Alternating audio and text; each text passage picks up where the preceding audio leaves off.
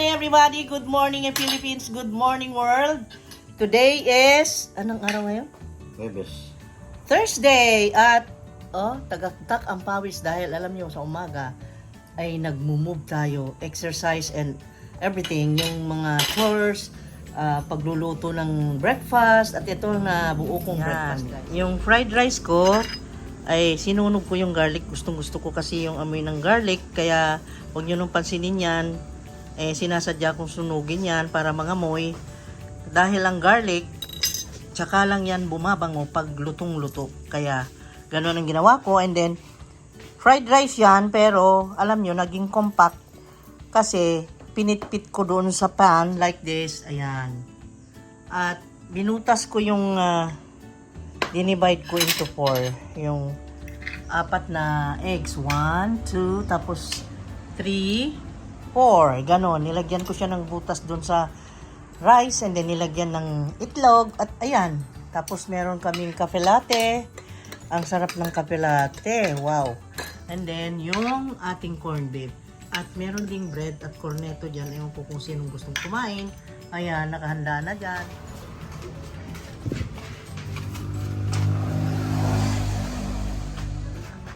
Yo.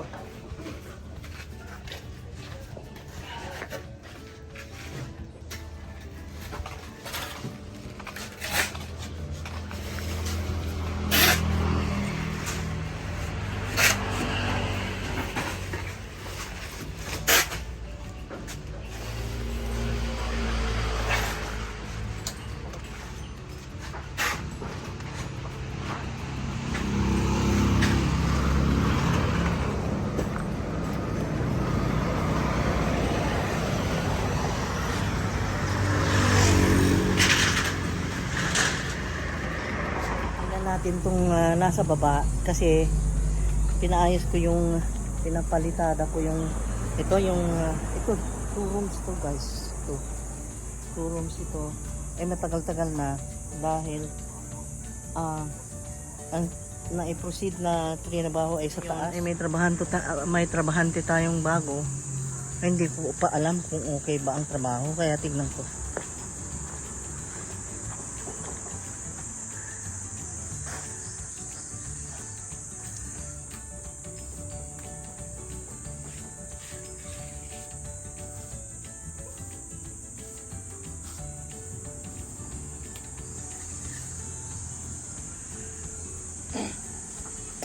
Ito naman yung binuhusan ng yung dating trabahante dito, yung pinakilala ko sa inyo, si Dondon.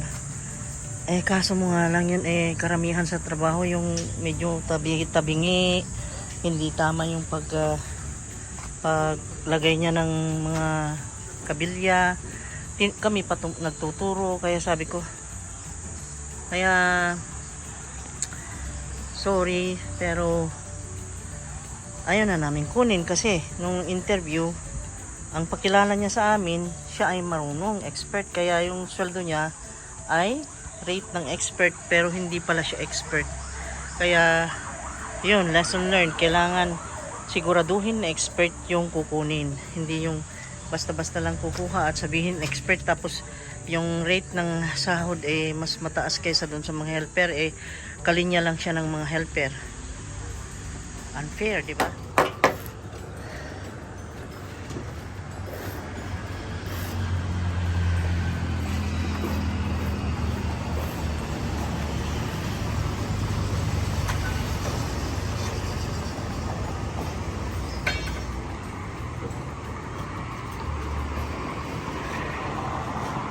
Ayun naman guys, nandito tayo sa kitchen para magluto ng macaroni, chicken macaroni sana. Nagpakulo na ako ng tubig na may asin. Ayan ayan, kita mo? Kita mo? Hindi, pinapatawa ko kayo guys. At tapos ito, elbow macaroni, ito ang gagamitin natin. At naggagawa tayo ng para lunch na pagkain. Dito binabad ko naman yung bangus na binili namin ng isang araw. Gagawin ko dito ay daing. Alam nyo, ito, i-cut ko lang siya dito, slicein. Open that to hanggang doon sa dulo. Pero matigas pa eh, kaya hindi ko pa ginagawa.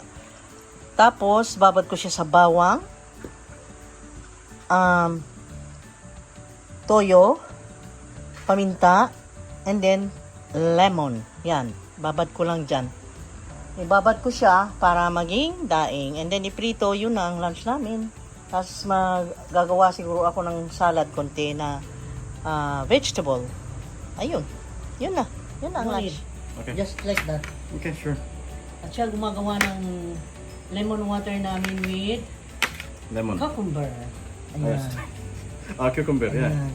Oh, grabe. Ang sarap niyan.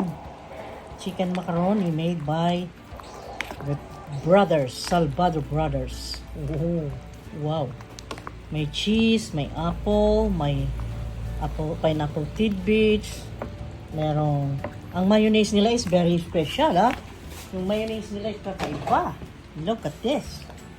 Itong real mayonnaise with avocado oil. Ayan, very healthy at very yummy. I want to taste. Please, give me that. Okay, anyway, hindi ko na ibabalik pag nagamit ko. At gusto kong matikman talaga.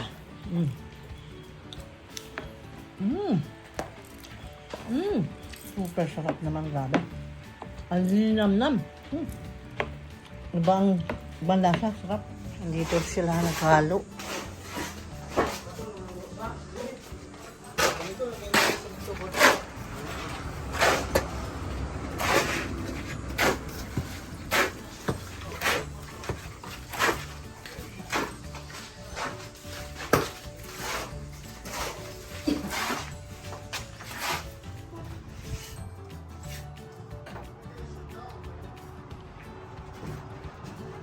Okay ba?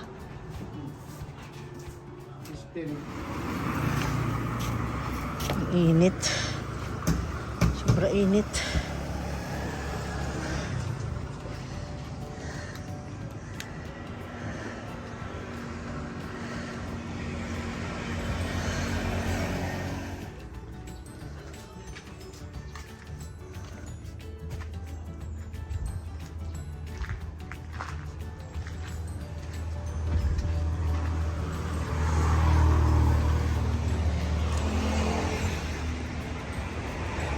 Ikaw, ninita, oy.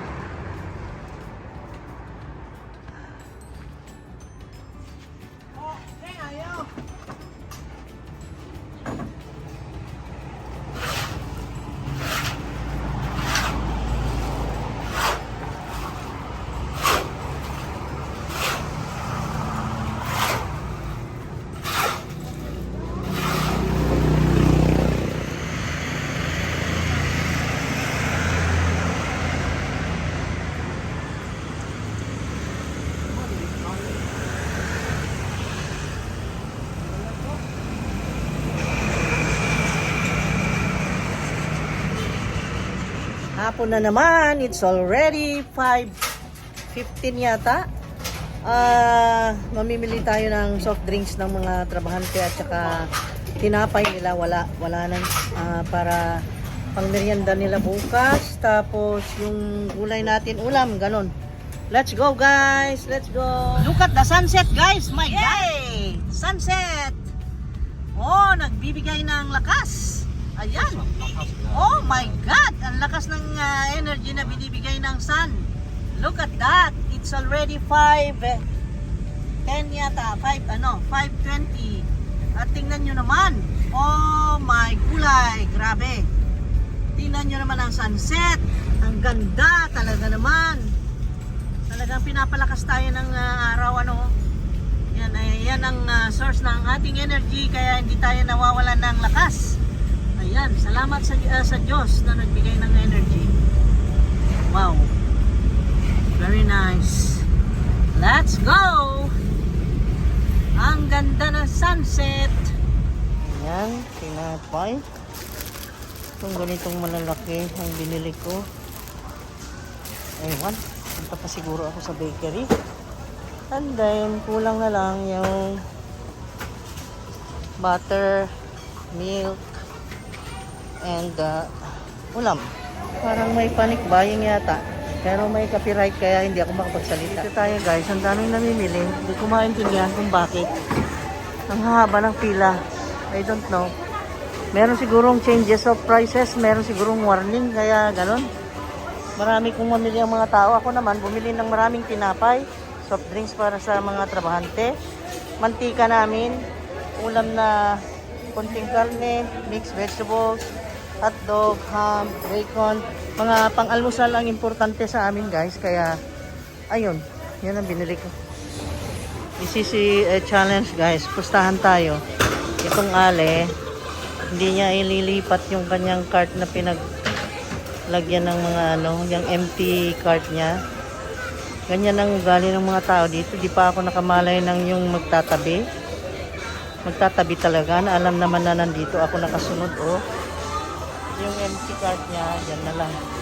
Tingnan lang natin.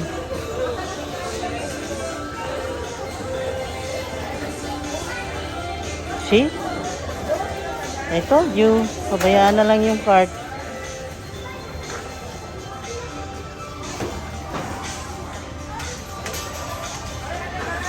See? Oh.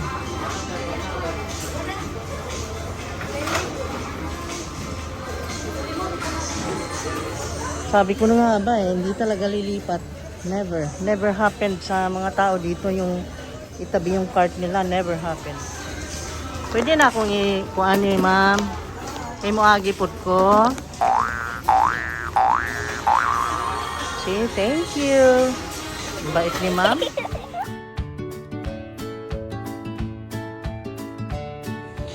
Itong pagbibili ko ng soft drinks guys, ako'y nagigilty pero kailangan ng mga trabahante namin. Ang masama nito, pati yung mga anak ko umiinom. Kaya ako'y galit na galit pagka nahuhuli ko kasi hindi na maganda sa health eh. Araw-araw soft drinks. Kaya 4 lang kinuha ko. Importante yung pang-ingredients, gatas, fresh milk.